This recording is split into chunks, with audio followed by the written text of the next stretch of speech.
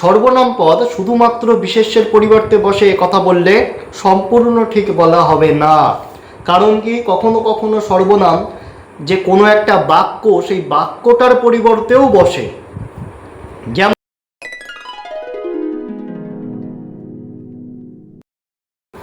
নমস্কার, বাংলা ভাষা ও সাহিত্য ইউটিউব চ্যানেলে আজকে আপনাদের আবার স্বাগতম। আমরা গতদিন থেকে একটি নতুন অধ্যায় শুরু করেছি। অধ্যায়টির নাম হচ্ছে যে পদ প্রকরণ, তথা একাধিক রকম যে পদ রয়েছে সেই পদগুলো সম্পর্কে পরপর ক্লাসগুলো দেওয়া হবে। ইতিমধ্যে আমরা গত দিনের ক্লাসে বিশেষ্য পদটির সম্পর্কে বিস্তারিত আলোচনা করেছি এবং সেখানে কি দেখিয়েছি। আমরা দেখিয়েছি যে বিশেষ্যের যে একাধিক প্রকার, প্রায় 9 রকম প্রকার সম্পর্কে আলোচনা করেছি আমরা। তার সঙ্গে এই 9 প্রকার বিশেষ্য পদ, যে 9 প্রকার বিশেষ্য পদকে সুনীতি কুমার চট্টোপাধ্যায় রূপের দিক থেকে একাধিক ভাগে ভাগ করেছেন, সেই ভাগগুলোকে কোন দিক থেকে বা কোন বিচারে ভাগ করেছেন এবং কোন ভাগের মধ্যে কতগুলো করে, ওই যে 9 রকম বিশেষ্যের মধ্যে কতগুলো বিশেষ্য, একটা ভাগে আরেকটা ভাগে কতগুলো, আরেকটা ভাগে কতগুলো, এইরকমভাবে আমরা বিস্তারিতভাবে আলোচনা করেছি। এবং প্রত্যেকটি বিষয় যে কোনো প্রতিযোগিতামূলক পরীক্ষার জন্য, এসএসসি হোক বা এসএলএসটি যাই বলুন না কেন, তার সঙ্গে নেট সেট এবং সেই সঙ্গে যে ক্লাসের যে ব্যাপারগুলো, শ্রেণীকক্ষের অর্থাৎ 9, 10, 11, 12, 5, 6, 7 ইত্যাদি ক্লাসে যে ব্যাকরণ পড়ানো হয়, সেই ব্যাকরণকে ভিত্তি করে বা সেই পড়ানোগুলো বা সেই ক্লাসগুলোকে বা সেই পরীক্ষাকে কেন্দ্র করে কিন্তু আমাদের এই ক্লাসটি আলোচিত হয়েছে। যাই হোক, আমাদের আগের দিনের ক্লাস ছিল বিশেষ্য পদ। আজকে আমরা আসবো ওই নামপদেরই আরেকটি অংশ। বিশেষ্য পদ তো নামপদেরই অংশ। আমরা বলেছিলাম আগের দিনের ক্লাসে যে নামপদ মূলত 4 প্রকার। কি আমরা বলেছিলাম যে বিশেষ্য, বিশেষণ, সর্বনাম এবং হচ্ছে অব্যয়। তাহলে এই 4 প্রকার নামপদের কথা আমরা বলেছিলাম। আমরা ক্রিয়াপদের কথায় পরে আসবো, এই কথা আলোচনা করেছি। যাই হোক, তাহলে আগের দিনের ক্লাসে আমরা আলোচনা করেছিলাম বিশেষ্য, এবং বিশেষ্য বলতে কি বুঝেছিলাম, যে কোনো ধরনের নাম বোঝাবে। আজকে আমরা পড়ব সর্বনাম। অর্থাৎ বিশেষ্য বলতে বোঝাচ্ছে যে কোনো ধরনের নাম, কিন্তু সর্বনাম বলতে কি নাম বোঝাচ্ছে। নাম বোঝাক বা না বোঝাক, সর্বনাম যে শব্দটা রয়েছে বা পদটি রয়েছে, পদটির মধ্যেই নাম শব্দটি উল্লেখ রয়েছে। তাহলে এখান থেকে আমরা কি বুঝবো? এখান থেকে আমরা বুঝবো যে নামের পরিবর্তে, অর্থাৎ সব ধরনের নাম, তার ওই যে নামগুলোকে পরিবর্তন করে, অর্থাৎ নামগুলোর বদলে আমরা যে মানে পদটি বসাবো, সেই পদটিকেই আমরা বলবো সর্বনাম। অর্থাৎ বিশেষ্য পদ, অর্থাৎ নাম পদ, কোনো একটা নাম, সেই নামের পরিবর্তে আমরা যে পদটা ব্যবহার করব সেটাকেই আমরা বলবো সর্বনাম। যেমন একটা উদাহরণ দিই। উদাহরণটা হলো, আমরা ধরুন বললাম যে শ্যাম বাড়ি গেল। শ্যাম বাড়ি গেল পদটির মধ্যে শ্যাম পদটি কি? পুরো বাক্যটির মধ্যে শ্যাম পদটি হচ্ছে বিশেষ্য পদ, কারণ শ্যাম একটা নাম বোঝাচ্ছে। কিন্তু আমরা যদি শ্যাম বাড়ি গেল না বলে বলি সে বাড়ি গেল বা তিনি বাড়ি গেলেন, শ্যামের জায়গায় আমরা বললাম সে বাড়ি গেল, তাহলে দেখা গেল এই বাড়ি গেল কথাটা বোঝালো, অর্থাৎ বাড়ি গেল অর্থটা প্রকাশ করলো। আবার শ্যাম হয়তো এখানে ছিল, কিন্তু শ্যামের নাম উল্লেখ না করে আমি সে বাড়ি গেল বললাম, তারপরে সেই শ্যামকেই বোঝানো হলো। এই বিষয়টাকেই বলা হয় সর্বনাম। অর্থাৎ শ্যামের বদলে আমি যে পদটা ব্যবহার করলাম সেটি হচ্ছে সর্বনাম। এরকম শুধুমাত্র সে নয়, আমির ক্ষেত্রেও হতে পারে। আমি নিজের নাম প্রকাশ না করে আমি বলছি, আমি তোমার নাম প্রকাশ না করে তুমি বলছি, আমি তার নাম প্রকাশ না করে তার বলছি। অর্থাৎ আমি শ্যামের নাম না বলে বললাম সে, বা তার খাওয়া হলো, আমি যদি বলতাম যে রামের খাওয়া হলো, সে জায়গায় বললাম তার খাওয়া হলো। এই তার পদটি হচ্ছে সর্বনাম। আমি বললাম যে অঙ্কিতা এখানে এসো, তা না বলে বললাম আমি তুমি এখানে এসো, তাহলে এই অঙ্কিতা নামটির বদলে আমি তুমি পদটি ব্যবহার করলাম, এটা হচ্ছে সর্বনাম। তাহলে এই রকম হচ্ছে সর্বনাম, যেগুলো নামের পরিবর্তে ব্যবহার করা হয়। কিন্তু যেহেতু একাধিক প্রকার এরকম সর্বনাম রয়েছে, অর্থাৎ একাধিক সর্বনাম রয়েছে, সুতরাং তাদের প্রত্যেকটার একটা আলাদা আলাদা ডিভিশন রয়েছে। সেই ডিভিশনগুলোকে কেন্দ্র করে বা ডিভিশনগুলোকে সামনে রেখে আমরা সর্বনামকে বেশ কতগুলো ভাগে ভাগ করতে পারি। কারণ কি? কারণ প্রত্যেকটা একই ধরনের দিক থেকে দেখা যাবে না প্রত্যেকটা সর্বনামকে। যেমন আমি এক্ষুনি আলোচনা করলাম যে সে বা তুমি বা আমি, এই প্রত্যেকটা পদ তো একই দিক থেকে দেখা যাচ্ছে না। সে বললে প্রথম পুরুষের হয়ে যাচ্ছে, আমি বললে সেটা উত্তম পুরুষের হয়ে যাচ্ছে, তুমি বললে সেটা মধ্যম পুরুষের হয়ে যাচ্ছে। কিন্তু শুধুমাত্র পুরুষ বিবেচনা করে সর্বনামকে সম্পূর্ণভাবে ব্যাখ্যা করা যায় না। সর্বনামের যে ক্যাটাগরি রয়েছে একাধিক, সেই ক্যাটাগরিগুলোকে আমাদের জানতে হবে। ক্যাটাগরিগুলো কি কি আমাদের প্রথম জানবো সেটা হচ্ছে ব্যক্তিবাচক সর্বনামের কথা। ব্যক্তিবাচক বলতে আমরা কি বুঝবো সেটা পরে আসছি আমরা। এরপরে আমরা জানবো নির্দেশক সর্বনামের কথা, এরপরে অনির্দেশক সর্বনামের কথা, সেই সঙ্গে প্রশ্নসূচক সর্বনাম, সাপেক্ষ সর্বনাম, এবং আমরা জানবো হচ্ছে সাকল্যবাচক সর্বনাম, আমরা অন্যাদিবাচক সর্বনামের কথা জানবো। তাহলে আমরা এত প্রকার সর্বনামের কথা জানছি। কি কি সর্বনামের কথা জানছি আমরা? ব্যক্তিবাচক, নির্দেশক, অনির্দেশক, তারপরে প্রশ্নবাচক, সাপেক্ষ সর্বনাম, আত্মবাচক সর্বনাম, সেই সঙ্গে হচ্ছে সাকল্যবাচক সর্বনাম এবং হচ্ছে অন্যাদিবাচক সর্বনাম। 8 প্রকার সর্বনামের কথা আমরা জানবো। তাহলে আমরা প্রথম বলেছি ব্যক্তিবাচক সর্বনাম। ব্যক্তিবাচক সর্বনাম মানে কি? ব্যক্তিবাচক সর্বনাম মানে হচ্ছে কোনো ব্যক্তিকে নির্দেশ করবে যে সর্বনাম পদের দ্বারা বা যে পদটির দ্বারা, তাকেই বলবো ব্যক্তিবাচক সর্বনাম পদ। অর্থাৎ আমি বললাম রাম, শ্যাম, যদু, মধু ইত্যাদি, যা হোক কয়েকটা নাম বললাম, তাহলে এগুলো কোনো ব্যক্তির নাম। তাহলে সেইগুলোর বদলে আমি ওই সে, তার ইত্যাদি ইত্যাদির কথা বললাম। আমি নিজে একটা ব্যক্তি, আমি ব্যক্তি, আপনি ব্যক্তি, তুমি ব্যক্তি, তোমরা ব্যক্তি, সে ব্যক্তি, তারা ব্যক্তি, এগুলো প্রত্যেকটাই হচ্ছে ব্যক্তিবাচক সর্বনাম। অর্থাৎ যে সর্বনাম পদের দ্বারা কোনো ব্যক্তিকে নির্দেশ করবে তাকেই আমরা বলবো ব্যক্তিবাচক সর্বনাম। এরপরে আসি আমরা নির্দেশক সর্বনাম। নির্দেশক বলতে আমরা নির্দেশক সর্বনাম বলতে বুঝতে পারছি সেটা হচ্ছে যে নির্দেশ করা বোঝাবে। অর্থাৎ নির্দেশ করা বলতে কি বোঝাবে? আমি ধরুন বললাম যে ওটা নিয়ে আয়, আমি বইটা নিয়ে আয় না বলে আমি বললাম ওটা নিয়ে আয়, তাহলে এই বইয়ের বদলে আমরা ওটা পদটি ব্যবহার করছি। তাহলে এটা একটা নির্দেশক সর্বনাম হলো, কারণ বই বিশেষ্যর বদলে আমি ব্যবহার করলাম ও, এবং তা হচ্ছে নির্দেশক, তাহলে ওটা নিয়ে আয় নির্দেশক সর্বনাম। আবার যদি বলি এটা দিয়ে যা বা সেটা দিয়ে যা, সেটা হচ্ছে নির্দেশক সর্বনাম। তাহলে কোনো একটা বস্তু, সেই বস্তুটাকে আমি সে বা এ বলে উল্লেখ করছি এবং তার সঙ্গে টা নির্দেশক ব্যবহার করছি। এইগুলোকে আমরা বলবো নির্দেশক সর্বনাম। তবে নির্দেশক সর্বনাম দুটো ভাগে বিভক্ত। একটা হচ্ছে সামীপ্যসূচক নির্দেশক আর একটা হচ্ছে দূরত্বসূচক নির্দেশক। কেন সামীপ্যসূচক? যখন আমি বলবো এটা, যখন আমি বলবো এইটা, এইগুলি, তখন সেটা হবে সামীপ্যসূচক, অর্থাৎ কাছের জিনিসকে বোঝাচ্ছে। কাছের জিনিসকে বোঝাতে আমরা সামীপ্যসূচক নির্দেশক সর্বনাম পদটির নাম উল্লেখ করব, অর্থাৎ সেগুলোকে সামীপ্যসূচক নির্দেশক সর্বনামের অন্তর্ভুক্ত করব। কিন্তু যদি বলি ওটা, ওইগুলো, ওইটা, সেইটা, এই পদগুলো যখন ব্যবহার করবো তখন এগুলোর মধ্যে দিয়ে বোঝা যাচ্ছে এগুলো দূরের জিনিসকে বোঝাচ্ছে, অর্থাৎ দূরবর্তী কোনো জিনিসকে নির্দেশ করছে এই সর্বনাম পদগুলোর দ্বারা। তাই এগুলোকে বলা হয় দূরত্বসূচক নির্দেশক সর্বনাম। এরপরে আমরা আসি অনির্দেশক সর্বনাম। অনির্দেশক সর্বনাম বলতে যা নির্দেশ করবে না। যেমন আমরা যদি বলি আমরা বললাম নির্দেশক সর্বনামে যেটাকে নির্দেশ করবে যে সর্বনাম পদের দ্বারা, অর্থাৎ নির্দেশক বোঝাবে এইটা, ওইটা, সেইটা ইত্যাদি, এগুলো বোঝা যাচ্ছে টা পদটির মধ্য দিয়ে নির্দেশক হচ্ছে, এবং এ, ও, সে এগুলো হচ্ছে কোনোটা দূরবর্তী, কোনোটা সামীপ্যসূচক। কিন্তু অনির্দেশক মানে কি? যেটা সরাসরি নির্দেশ করবে না। যেমন আমি যদি বলি যে কেউ আসতে পারে, যে কেউ, কোনো একটা ব্যক্তির আমি উল্লেখ করলাম না, নামটা বললাম না, তার বদলে বললাম যে কেউ, কেউ, এই যে পদগুলো, এই পদগুলোকে বলা হয় অনির্দেশক সর্বনাম। অর্থাৎ সরাসরি নির্দেশ আমরা করছি না, সরাসরি নির্দেশ না করে আমরা কিছু সর্বনাম ব্যবহার করছি, সেগুলোকে আমরা বলবো অনির্দেশক সর্বনাম। আরও কয়েকটা উদাহরণ আমরা বলতে পারি।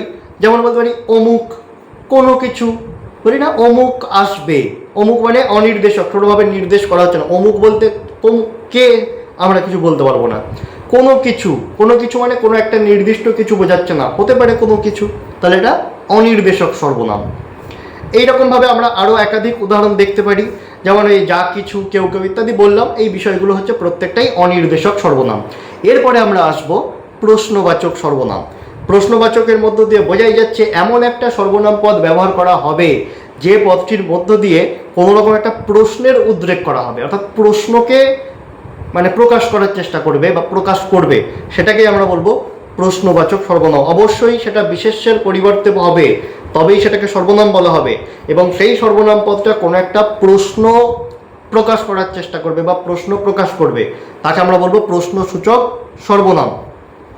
যেমন কি কয় দীর্ঘী কি, কোনগুলো প্রশ্নসূচক সর্বনাম, তারপর হচ্ছে যে কোনগুলি ইত্যাদি প্রত্যেকটি হচ্ছে প্রশ্নসূচক সর্বনাম। কি কোনগুলি এইগুলো প্রত্যেকটাই হচ্ছে প্রশ্নসূচক সর্বনাম, অর্থাৎ এগুলোর মধ্য দিয়ে আমরা জানি যেগুলো দিয়ে প্রশ্ন করা হয়, তাহলে এগুলো হচ্ছে প্রশ্নসূচক সর্বনাম।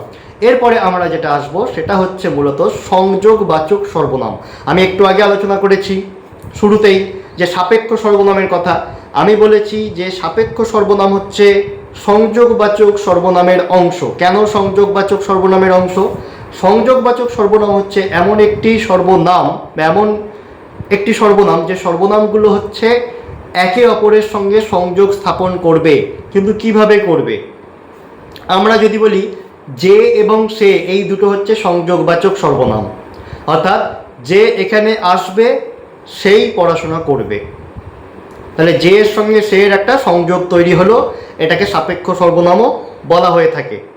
অর্থাৎ এই যে এবং সে দুটো বাক্যের মধ্যে বা দুটো বাক্যের মধ্যে সংযোগ স্থাপন করছে। যে সে, যেমন তেমন, যাহা তাহা, যা তা ইত্যাদি প্রত্যেক, যেটা সেটা প্রত্যেকটাই হচ্ছে সাপেক্ষ সর্বনাম। এই আর, যে, যা, যেটা, এগুলো প্রত্যেকটা সংযোগ। অর্থাৎ আমরা যদি সংযোগবাচক সর্বনামের ক্ষেত্রে ব্যবহার করি, যে ওই যে বললাম যে উদাহরণটা, যে এখানে আসবে, এইটুকু যদি বলি তাহলে বোঝা যাচ্ছে যে এই বাক্যটা আরেকটি কোনো একটা বাক্যকে প্রযুক্ত করবার চেষ্টা করছে। মানে বিষয়টা কি, যে এখানে আসবে এই পদটি বাক্যটির মধ্যে দিয়ে সম্পূর্ণ যে একটা অর্থ, সেই অর্থটা পুরোপুরি প্রকাশ পাচ্ছে না। তাই বোঝা যাচ্ছে ওই বাক্যটা আর একটা বাক্যকে সংযোগ অর্থাৎ যুক্ত করবার চেষ্টা করছে। তখন আমরা কি বাক্য যুক্ত করছি? যে এখানে আসবে, তার সঙ্গে আমরা যে বাক্যটা যুক্ত করব সেটা হচ্ছে সে পড়াশোনা করবে। তাহলে ওই সংযোগবাচক সর্বনামটি যে আরেকটি সংযোগবাচক সর্বনামকে যুক্ত করবার চেষ্টা করলো। তাহলে যে এখানে আসবে, এই যে সংযোগবাচক সর্বনামটি সে পড়াশোনা করবে, এই বাক্যটির সে পদটিকে যুক্ত করবার চেষ্টা করলো। অর্থাৎ দুটোই হচ্ছে সংযোগবাচক সর্বনাম। তাহলে যখনই দুটো সংযোগবাচক সর্বনাম একসঙ্গে যুক্ত হলো, সংযোগ স্থাপন করলো, তখন সেটা হয়ে গেল সাপেক্ষ সর্বনাম। তাহলে আমরা সাপেক্ষ সর্বনাম কি বুঝে গেলাম। এরপরে আমরা আসবো আত্মবাচক সর্বনামের কথায়। আত্মবাচক সর্বনাম বলতে কি বোঝায়? আমরা একটু আগে জেনেছি ব্যক্তিবাচক সর্বনাম। ব্যক্তিবাচক সর্বনাম বলতে আমি, আপনি, সে, তারা, তিনি, আপনাদের, তাদের প্রত্যেকটাকেই একটা ব্যক্তি বোঝাচ্ছে।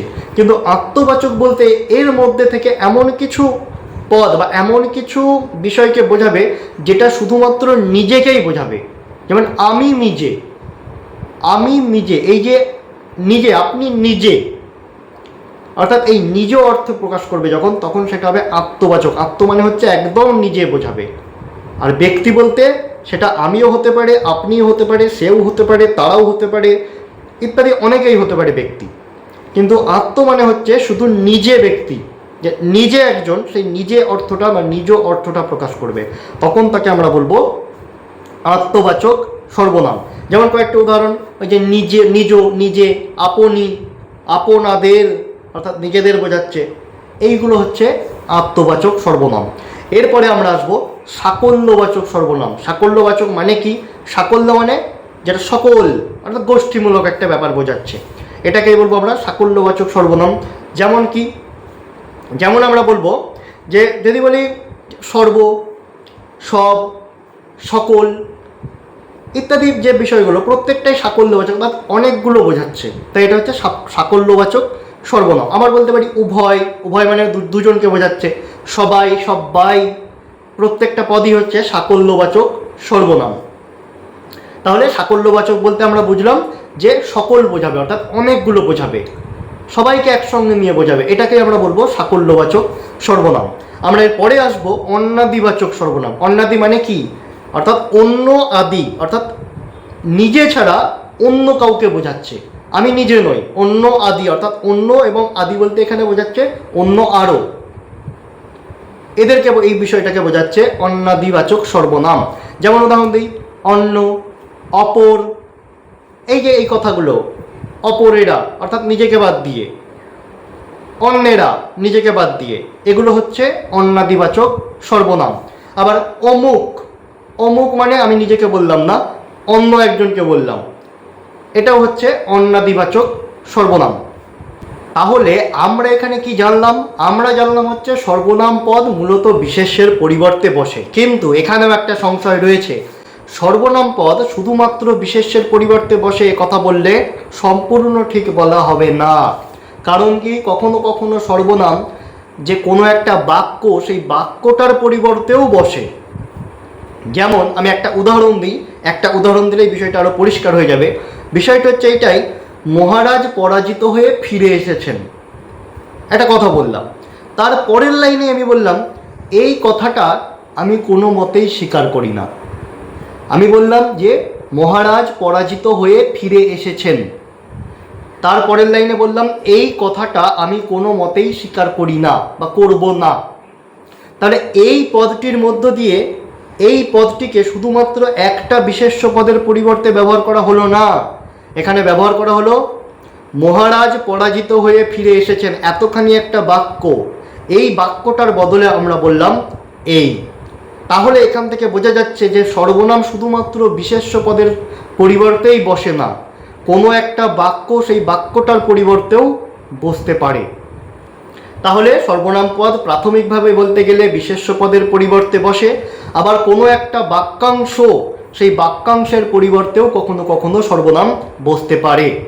তাহলে আজকের ক্লাসে আমরা সর্বনাম পদের যে একাধিক বিভাজনগুলো বা একাধিক শ্রেণীবিভাগগুলো রয়েছে, তথা ব্যক্তিবাচক, নির্দেশক, অনির্দেশক, নির্দেশকের দুটো ভাগ, একটা হচ্ছে সামীপ্যসূচক নির্দেশক, একটা হচ্ছে দূরত্বসূচক নির্দেশক, প্রশ্নবাচক, সংযোগবাচক, সংযোগবাচকের একটা অংশ বা সংযোগবাচক থেকে বা দুটো সংযোগবাচক যুক্ত হয়ে তৈরি হয় সাপেক্ষ সর্বনাম। আবার জানলাম আত্মবাচক সর্বনাম, সাকল্যবাচক সর্বনাম এবং সবশেষ হচ্ছে অন্যাদিবাচক সর্বনাম। এবং পরে আরও জানলাম যেটা হচ্ছে যে সর্বনাম পদ শুধুমাত্র বিশেষ্য পদের পরিবর্তে বসে না, কখনো কোনো বাক্যাংশের বা উপবাক্যের পরিবর্তেও বসতে পারে। তাহলে আমরা আজকে সর্বনাম পদের সম্পর্কে বিস্তারিতভাবে আলোচনা করলাম। আমরা এই ক্লাস থেকে কয়েকটি প্রশ্ন আপনাদের সামনে উপস্থাপন করছি, আপনারা কমেন্টে এই প্রশ্নগুলোর উত্তরগুলো জানিয়ে রাখবেন। প্রথম প্রশ্ন হচ্ছে সর্বনাম পদ কাকে বলে? দ্বিতীয় প্রশ্ন হচ্ছে সর্বনাম পদ কয় প্রকার? তৃতীয় প্রশ্ন হচ্ছে যে সর্বনাম পদের উদাহরণ দাও। চতুর্থ প্রশ্ন হচ্ছে আত্মবাচক সর্বনামের উদাহরণ দাও। পঞ্চম প্রশ্ন হচ্ছে অনির্দেশক সর্বনাম কোনগুলো? আর 6 নম্বর প্রশ্ন হচ্ছে সামীপ্যসূচক নির্দেশক সর্বনামের 3টি উদাহরণ দাও। আপনারা এই উত্তরগুলো কমেন্টের মাধ্যমে জানাবেন এবং নিজেদের যে প্রস্তুতিটা, সেই প্রস্তুতিটা রীতিমতো চালাতে থাকবেন। তথা আপনারা এইগুলোর প্রশ্নগুলোর উত্তরগুলো সঠিকভাবে জানাতে পারলে বা দেওয়ার চেষ্টা করলে আপনাদের প্র্যাকটিসও হবে, সেই সঙ্গে আপনাদের বিভিন্ন প্রতিযোগিতামূলক পরীক্ষার জন্য প্রস্তুতিটাও রেডি হয়ে যাবে। যাই হোক, তাহলে আপাতত আজকের ক্লাস এই পর্যন্তই। যদি ক্লাস ভালো লেগে থাকে তাহলে অনুরোধ করব আপনারা চ্যানেলটিকে লাইক, শেয়ার এবং অবশ্যই সাবস্ক্রাইব করে দেবেন। ধন্যবাদ।